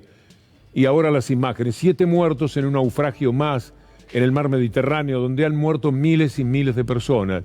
¿Cuántas veces hemos visto estas imágenes? ¿Hasta cuándo? Bueno, así será, quizás eternamente. Esto no tiene solución.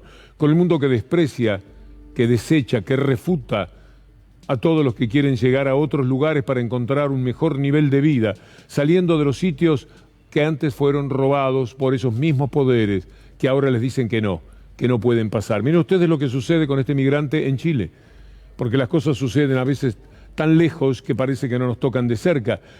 Conmociona a Chile la muerte de un migrante venezolano que cruzó 5 países, falleció a causa de las bajas temperaturas, en la soledad, en la desesperación. Otros 600 venezolanos se encuentran con el mismo riesgo en un campamento improvisado en esa ciudad. Los desafiaron, los invitaron a que directamente salgan y después pasa esto. Vean lo que sucede en los Estados Unidos ahora. Vamos a hacer una recorrida por allí. La cruda tormenta invernal se dejó sentir con toda su fuerza en este campamento improvisado en Reynosa, Tamaulipas, donde más de 2,000 migrantes sufrieron temperaturas congelantes al aire libre. Aquí todos necesitamos, todos estamos en una situación infrahumana. Si pueden ver, la situación que se vive acá es muy difícil.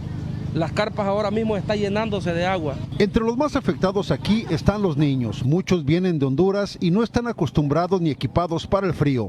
La carpa que Alexandro comparte con su madre y hermano se inundó. Lo encontramos así, llorando y solo con sandalias. ¿Cómo pasaste la noche? Muy mal. ¿Qué pasó? Se me mojó toda la carpa. ¿Tienes frío? Dime qué pasó. Se me mojaron los calcetines. Es una tristeza el mundo, pero los que podrían arreglarlo, aquellos que son designados, no nos dan muchas esperanzas. Va a ver usted algunos líderes hoy. Vamos a mostrarle el peor de todos, ese monstruo llamado Donald Trump, que vuelve a decir, aunque a usted le parezca mentira, como ocurre también en la Argentina, ese disparate, ese sonsonete que permanentemente usted le escucha a los sectores particularmente de la oposición o diarios como Clarín y Nación. Trump reaparece para arremeter contra Biden. Nos estamos convirtiendo en otra Venezuela. Usted no puede creer. ¿De qué más habla este insensato personaje que tanto daño le va a hacer al mundo? Porque va a volver. Las elecciones de medio término, tengo toda la sensación que serán ganadas por los republicanos y eso aupará a Trump a la presidencia al año siguiente. Es un horror pensarlo, es un dolor muy grande en el alma. ¿Qué es lo que elige el mundo? ¿Qué es lo que quieren los habitantes de la Tierra? ¿Qué pretende el planeta? Bueno, esto es así. Mire, vuelvo a hablar, por ejemplo, de fraude. Igual, todas las derechas del mundo se parecen. La de aquí consigue ser tan mala en ese sentido como Trump, porque vuelve sobre las mismas mentiras. Que vamos a llegar a ser Venezuela, lo dice Trump respecto a los Estados Unidos. O que nos van a hacer fraude en las elecciones. Lo vuelve a decir Trump. This is the year we are going to take back the House, we are going to take back the Senate, and we are going to take back America. This is so important. And in 2024, we are going to take back the White House. Why aren't they investigating November 3rd, a rigged and stolen election, without getting to the bottom of which we will never have a fair and free democracy? Why aren't they looking at that? Estaremos otra vez en las manos de este personaje. Qué terrible, qué dolor, porque le mostramos un poco del mundo y ahora tenemos que hablar del COVID, de una posible guerra, esa palabra vuelve, y estos son los personajes que tendrían que ayudar, por lo menos, empujar para que el mundo sea un poco mejor. Mire lo que le pasa al otro presidente, que es mucho más presentable, por supuesto, que Donald Trump, pero no le va bien. No le está yendo para nada bien a Biden. Las elecciones a fin de año van a ser un dolor de cabeza para los demócratas. Imagine, los republicanos a cargo totalmente del Congreso. Ahora, igual, mitad por mitad, no le votan nada al gobierno, no le dejan hacer absolutamente nada, lo tienen completamente trabado.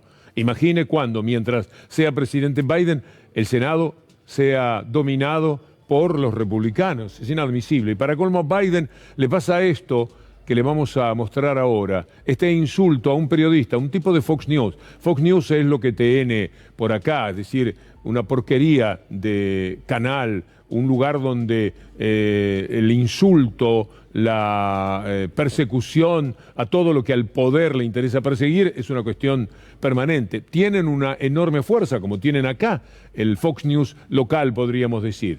Entonces un periodista va y lo hostiga permanentemente, pero es el presidente, tiene que tener otro tipo de conducta, por supuesto, no puede decir esto que le van a escuchar. Thank you all. That's a great asset. More inflation. What a stupid son of a bitch. Bueno, después le pidió disculpas, lo llamó y trató de quedar bien con el periodista, un poco mejor por lo menos, porque por cierto le dio muchísima vergüenza, es que da vergüenza, se lo tiene que bancar. Se lo tiene que bancar, sabe perfectamente qué hay del otro lado, sabe qué es Fox News, sabe lo que es un periodista de Fox News, lo que miente. Parece que el periodista, a la visión de los otros periodistas, es uno de los mentirosos más extraordinarios que podría competir con algunos de los mentirosos locales de la Argentina. Sería bueno un desafío en ese sentido. Ya nos ganaron con Trump, que miente más que Macri, porque anda por las 10.000 mentiras constatadas por el Washington Post, y le ganó a Macri. Macri no llega a 10.000. Y ahora tenemos este periodista que va a volverlo loco al presidente y lo consigue. Y entonces Biden, al que ya las cosas le está yendo muy mal, empeora todavía su imagen. Y le sucede en medio de todo un problema mundial, como es lo que está pasando entre Rusia y Ucrania. Rusia se siente dueña de Ucrania. Ucrania hace 30 años que es libre, pero está en el área de dominio de Rusia, y Rusia dice, esta área es mía. Así como Estados Unidos dice, esta área es mía, y le declara, ante la mirada atónita, pero cómplice de muchos, la guerra a Venezuela, una guerra económica, que tiene los efectos verdaderos de una guerra, porque siente que es de él, Venezuela es de él, el petróleo de Venezuela es de los Estados Unidos. Y nosotros somos el patio trasero de los Estados Unidos, más allá de que Biden hace poco dijo no los consideramos el patio trasero. Entonces, estamos otra vez como en la Guerra Fría. Rusia dice esto es mío, acá mando yo, no se metan, Bielorrusia, Ucrania, todo es mío. Y mientras tanto, los ucranianos se están preparando. Vamos a ver primero algunas imágenes que son aterradoras. Me permitía más temprano pensar en las películas que estamos viendo, por ejemplo, sobre la Segunda Guerra Mundial, la serie magnífica, muy ilustrativa, muy importante, muy bien hecha, que aporta Netflix en ese sentido. Pero cuando vemos tanta muerte, los viejos discuten, los Biden, los Trump, discuten, los Putin, y los jóvenes son los que mueren. Ya murieron 14.000. Rusia utiliza a los separatistas para hacer la guerra dentro de Ucrania. Pero si no alcanzan los separatistas, parece que puede mandar el ejército. Hay 100.000 soldados rusos que están en la frontera con Ucrania, amenazantes. Y al mismo tiempo, una parte de Ucrania, que es más occidental, que no quiere saber nada con Rusia, y que mira al resto de Europa Central, de esa parte donde están Alemania, el resto de los países, Francia, etcétera, quiere estar en la OTAN. Y Rusia dice, ¿en la OTAN? Eso nos van a hacer a nosotros, quienes eran parte de este territorio, lo tomamos. Así está el mundo. Vamos a ver esta nota que es ilustrativa. Been consulting with allies in deployments and refining plans for all scenarios. We've always said we would reinforce our allies on the eastern flank. In fact, we've never ruled out the option of providing additional assistance in advance of an invasion. De acuerdo con el Pentágono, Rusia no da señales de querer desescalar la situación y por ello, Estados Unidos puso el lunes en alerta a miles de tropas. All told, the number of forces that the Secretary has placed on heightened alert comes up to about 8,500 personnel. Bueno, estamos hablando de 8.500 soldados norteamericanos. Por supuesto que detrás de esto se mueve toda la industria armamentista y nosotros pensamos en qué derecho tiene Rusia a invadir Ucrania, cómo Ucrania se comporta tan negativamente respecto a lo que vendría a ser la madre patria de ellos en la Unión Soviética. Plantéeselo como quiera.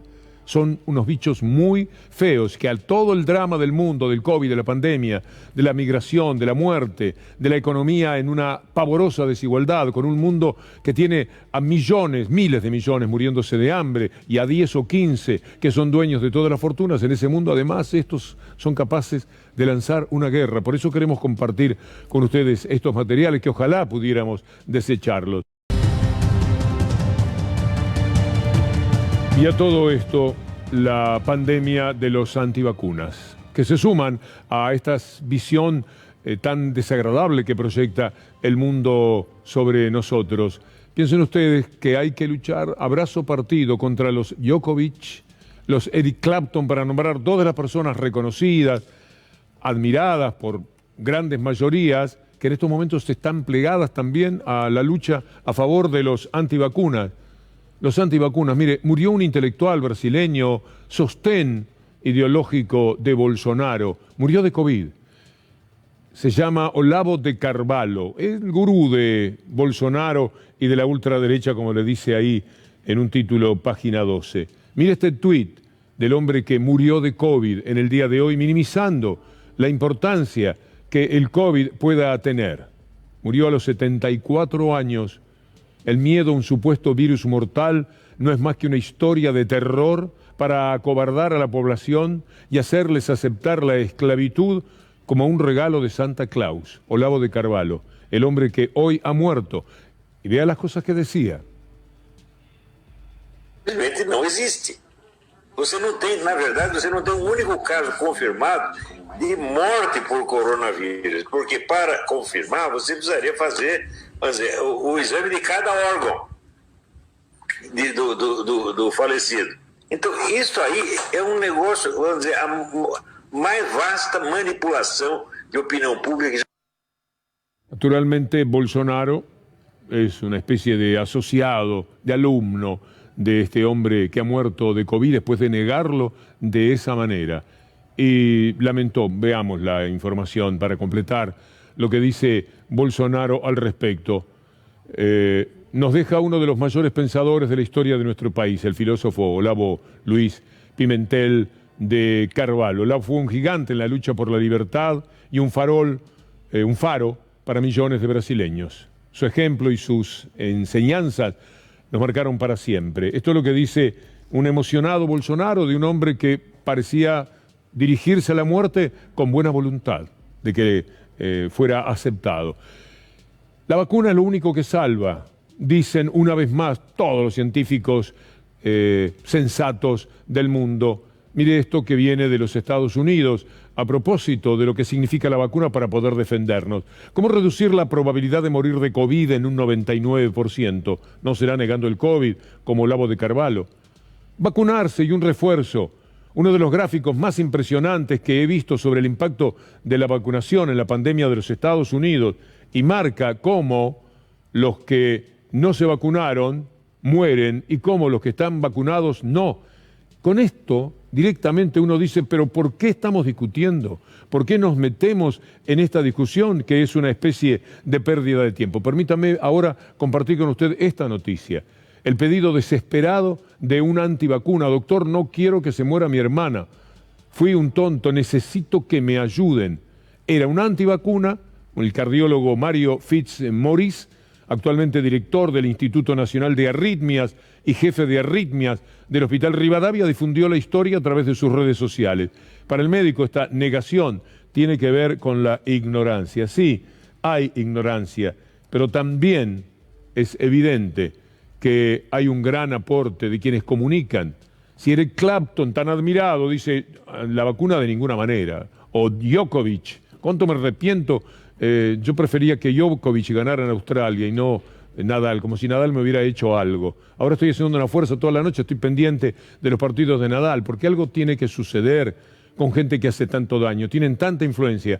No me bastaba con saber que es bien derechoso Djokovic, tenía que ser parte del disparate de ser antivacuna en el mundo para que uno se fuera un poco más hincha de Nadal. Todos los que conocen esto, que son tonterías de nuestra vida, de la redacción, de nuestras discusiones, me están pasando factura y tengo que aceptarlo, lo bien que hacen. Este destacado, como lo decimos nosotros a la información ahora, para darle continuidad, Casación rechazó el pedido de Sandra Pita. ¿Qué había pedido Pita? Está en contra del pase sanitario. Y por suerte le cobraron el proceso judicial. Por lo menos se tuvo que hacer cargo de algo. Y a todo esto pongámosle un poco de esperanza. Cuando habla Carla Bisotti uno sabe que habla una mujer, además de bien, de mucho talento, de mucha capacidad.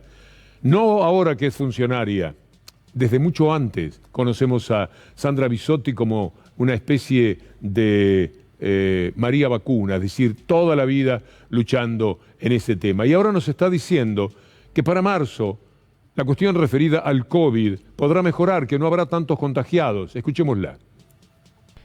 Con la expectativa de los cuidados, de la vacunación y de las características de esta variante, ver si realmente se profundiza esta tendencia de estabilidad y empieza a bajar para que en marzo, con las temperaturas más bajas y la presencialidad, podamos tener otra situación epidemiológica.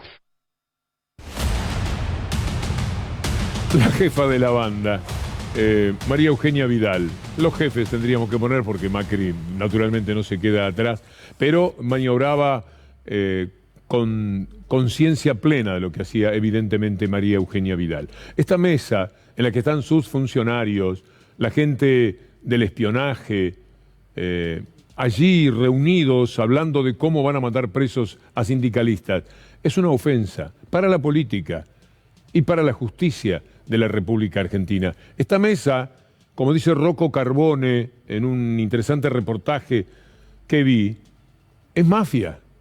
Esto que estamos viendo allí es una reunión mafiosa.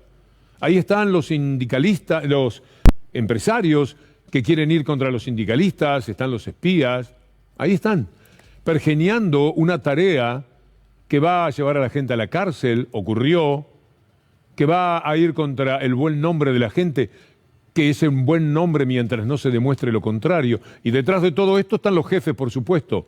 Iban y venían.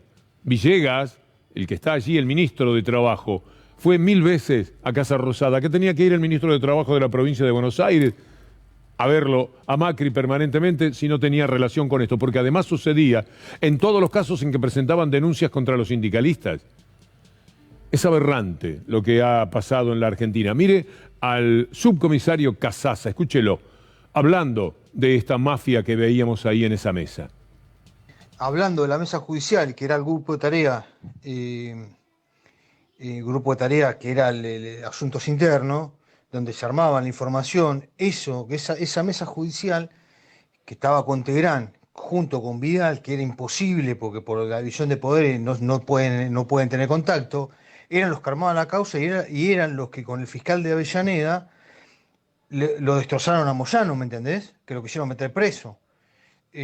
bueno, esos se juntaban en la CIDE, hay un par de información, chequeé, me tiraron un par de información, pero era lo que yo quería llegar un paso más con vos, ¿viste? Para poder sentarse a ver hacer algo. Pero bueno, con respecto a la información que estaba en la causa, era porque después, una vez que tenían todo armado, le pedían a la UIF que armen ese carpetazo, que armen esa información, y después mágicamente se aparecía en las manos de Carrió y Carrió lo metía en la causa o mandaba a alguno de sus secuaces a denunciar. Pero todo lo que era provincia era el armado judicial de Vidal, Ritondo y su gente. No hay, es así, no, por más que des vueltas, si se investiga bien a fondo, se puede llegar a un lindo puerto. Así que, nada, pero hay que manejarlo con gente de mucha confianza, ¿viste? Así que vos sabés que estoy para vos, para eso estamos. El subcomisario Casasa, y esto que es un título de C5N.com, el relato de un ex subcomisario perseguido por Vidal. Berra espió a mis hijos, a mi esposa y a mis padres. Se trata de Pablo Orgóñez, quien relató cómo fue perseguido durante la gestión de Cambiemos. Hacían todo esto, además, cubriéndose con el servilismo que tenían con el establishment económico y mediático. A Clarín le quitaban la ley de medios, le daban Telecom, lo que necesitase la apetencia insaciable del grupo, y así podían hacer estas cosas, tranquilamente, porque estaban a cubierto de todo. Esto aún no ha salido en las páginas de esos diarios dominantes, por lo menos en Clarín. Es una barbaridad. Es una cosa tan, pero tan evidente, tan denunciada, son tan categóricas las pruebas que ellos mismos, en su impunidad, ofrecieron, porque la filmación es todo un misterio todavía, de por qué había un grupo que filmaba a otro. El grupo de los espías filmaba a sus propios espías como para dar testimonio de que allí habían estado, qué era lo que pedían los funcionarios, qué era lo que querían los empresarios. Porque ahora, en la lucha que hay, como bien explicaba el doctor Darío Villarroel, no van a venir por mí solamente en tanto espía, todos ustedes eran los que daban las órdenes, y la grabación sirve para eso, y posiblemente haya sido el motivo. ¿Podemos escuchar a Cristina Camaño, que desató todo esto que es tan pero tan doloroso para la República? Evidentemente que todas estas reuniones eran para concretar las ilegalidades que iban a hacer más adelante, como ver cómo meter preso a un político, a un dirigente social, a un dirigente sindical. Claro, es imposible que Macri y Vidal desconocieran lo que estaba ocurriendo, decís vos. Exactamente. Piensen en algunas frases del expresidente, cuando él dice, la próxima vez vamos a hacer lo mismo pero más rápido, ¿no? Como decía hace un rato, esta mujer extraordinaria que es Cristina Camaño, fue quien como fiscal llevó a Pedraza, preso, el sindicalista, a morir en la cárcel, en un episodio muy mal contado o muy ocultado, porque muestra que no había complicidades sindicales. Los datos más importantes, las pruebas más concluyentes a Cristina Camaño en su lucha por decir la verdad sobre el asesinato de Mariano Ferreira, las aportó Néstor Kirchner. Mire usted cómo son estas historias. Y Cristina Camaño fue al frente de tal manera que a uno de los sindicalistas más conocidos y más poderosos que había en la Argentina lo puso preso y allí murió. Cristina Camaño es una verdadera autoridad para poder haber hecho esta denuncia, además de todos los fundamentos que tiene. Pero no queríamos verlo, Es decir, muchos se negaban a verlo. Escúchelo a Carzoglio, ahora, el juez Carzoglio, el hombre que tanto sufrió, al que Macri le mandó 2 espías con el fallo redactado para que pusiera preso a Pablo Moyano. Esto pasó en la Argentina, esto fue denunciado en tiempo real, esto dijo Carzoglio y presentaba las pruebas, no pasó nada por la inmensa protección, el gran blindaje del periodismo mafioso, porque no permitía que esto trascendiera. Pasado el tiempo, Carzoglio muestra toda la verdad que tenía, esa verdad que no le pertenece al poder, sino al tiempo, y el tiempo nos viene a decir la verdad. Mariano Albanese le contesta al fiscal que yo no tengo problema en hablar con el presidente Macri, y en unos días se contacta conmigo de Stefano, Sebastián de Stefano. Que es de la AFI, ¿no? De la AFI, sí, conmigo por teléfono. Me dice, doctor, querría ir a visitarlo porque tengo que transmitirle algo. Bueno, sin ningún problema. y siempre relacionado con esa con esa presunta charla con el presidente Macri. Bueno, llegan a mi despacho, él con Fernando de Pascuale, que era el asesor financiero de la AFI, se sientan y me dice, doctor, miren, venimos acá de parte del presidente Macri. Tan solo un testimonio para un recordatorio de que esto lo sabíamos, lo de la mesa judicial lo sabíamos. Carzoglio era víctima de Conte Gran, uno de los fascinerosos que trabaja en la justicia todavía de la provincia de Buenos Aires. Y Macri en persona le mandaba a los espías para que pusiera el fallo contra Pablo Moyano, y María Eugenia Vidal también actuaba en contra de él y opinaba pestes de Carzoglio. Así jugaban, así se llevaron todo por delante. Y así mantuvieron su presencia política, que lleva a que ahora sea diputada, no por la provincia de Buenos Aires, de la que tuvo que huir, pero sí por la ciudad de Buenos Aires, donde todo es más fácil para la derecha, María Eugenia Vidal, que se permite hablar del Fondo Monetario Internacional y cómo habría que arreglar con el fondo, la mayor endeudadora de la provincia de Buenos Aires en toda la historia. Nadie endeudó como ella, y sobre todo endeudó en dólares, que es otro tipo de deuda. Una cosa es la deuda en dólares y otra cosa es la deuda en pesos. Una cosa es tener que negociar con los fondos buitres, con los no residentes en la Argentina y en dólares, y otra cosa es tener que negociar entre nosotros y en pesos. Es completamente distinto. Es lo que quizás no entendía cuando tomaba una cuantiosa deuda, $12.000 directamente en la provincia de Buenos Aires, María Eugenia Vidal. La verdad que lo que espero es urgente una carta de intención de acuerdo con el fondo, que podamos debatir en el Congreso y que eso sea parte del temario de extraordinarias, no porque acordando con el fondo vayamos a resolver todos nuestros problemas, pero si no acordamos con el fondo vamos a tener todavía más problemas, más crédito, claro, menos crédito, más inflación, más recesión. Así presionan, ahora para arreglar con el fondo como antes para pagarle cuantiosas fortunas a los fondos buitres que no correspondían, 10 veces más de lo que era necesario pagarles en la visión natural de lo que económicamente resultaba de eso. Por supuesto, con una justicia también corrupta como la que los acompañaba, pudieron hacer lo que quisieron. Y ahora se maneja de la misma manera. El default, sí o no. Carlos Heller opina sobre la inconveniencia del default. De todo tipo, gravísimas, porque se te caen todos los créditos con todos los organismos internacionales. Los países miembros tienen todos compromisos al respecto y creo que tendríamos consecuencias comerciales incluso para el sector privado. Yo no puedo creer que la salida del default será una consecuencia a la que nos impulsen porque no hay disposición de la contraparte a negociar, pero que la Argentina proponga default como solución me parece que sería un error importante. No, tiene que ser una derivación en todo caso de que sea imposible hacer un correcto acuerdo, un buen acuerdo para la Argentina. Sí es preferible el default a un mal acuerdo, pese a todo lo que con sabiduría, es uno de los hombres que más entiende de todo esto, nuestro admirado Carlos Heller. Sí, es verdad, el default sería un problema muy serio, pero mucho peor. Y sobre todo mucho peor además en la dignidad del propio país, en el sentido soberano del propio país sería hacer un acuerdo con consenso establecido por ellos, que ellos le digan a la Argentina cómo van a ser los próximos 10 o 20 años de su vida. Me preocupa, espero que no sea así, esto de el préstamo que el fondo haría al gobierno para que le pague al fondo. Es decir, flexibilidades extendidas se llama. Cuando el gobierno tiene que pagar $5.000 millones, el fondo se los da. Y la Argentina le dice, acuerdan cuándo se lo van a pagar, dentro de 3 o 4 años. Lo primero que uno piensa, dice, bueno, fenómeno. Lo grave es el precio. El precio a pagar, que ellos directamente se sientan a querer manejar la economía del país. Y lo hacen, finalmente, por más que digan que no. Por lo tanto, el default no es para nada deseable.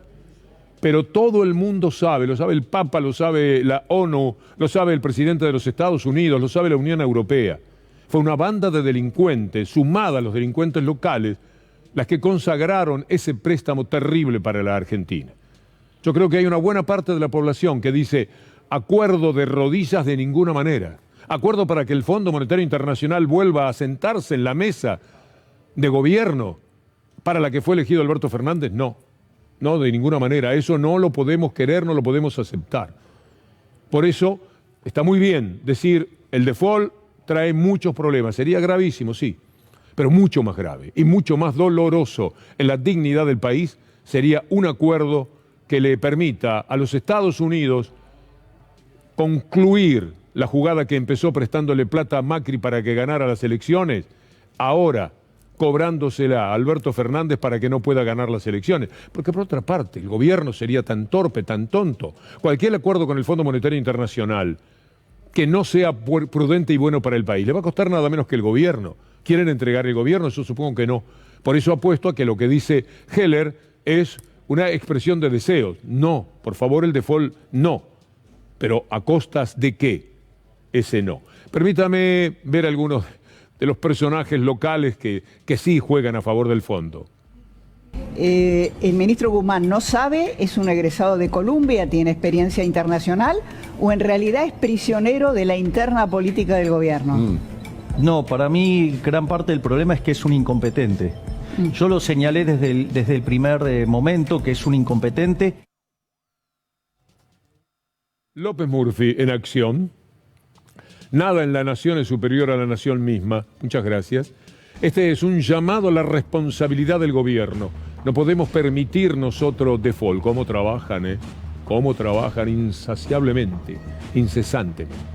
Por el bien del país debemos evitar una crisis de características no conocidas. Ellos juegan a dos puntas. A López Murphy le sirve no entrar en default, porque si la Argentina no entra default en un acuerdo que no sea bueno para el país, recuperan el gobierno. Y si hay default, también piensa que recuperan el gobierno. Entonces, default sí, default no. Están, las dos cosas les están sirviendo dramáticamente. Ahora acompáñeme en esto que tiene que ver, es un tuit, ¿verdad? O un destacado.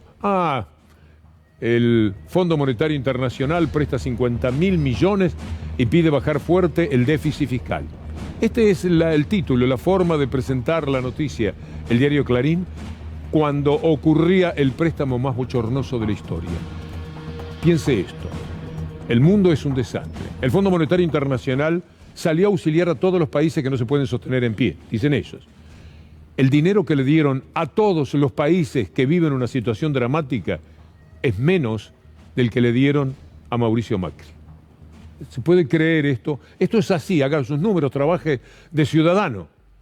Porque a usted le parecerá mentira. ¿Cómo le van a dar más a Macri que lo que le dieron a todos los países después de la pandemia? Esto es exactamente tal como se lo decimos. Y ahora esto. Este personaje se llama Basavilbaso. Era quien estaba al frente de la ANSES. Este hombre destinó, como dice Ari Lijalad en el Destape, un saludo para Ari y para toda la gente del Destape, con Navarro a la cabeza.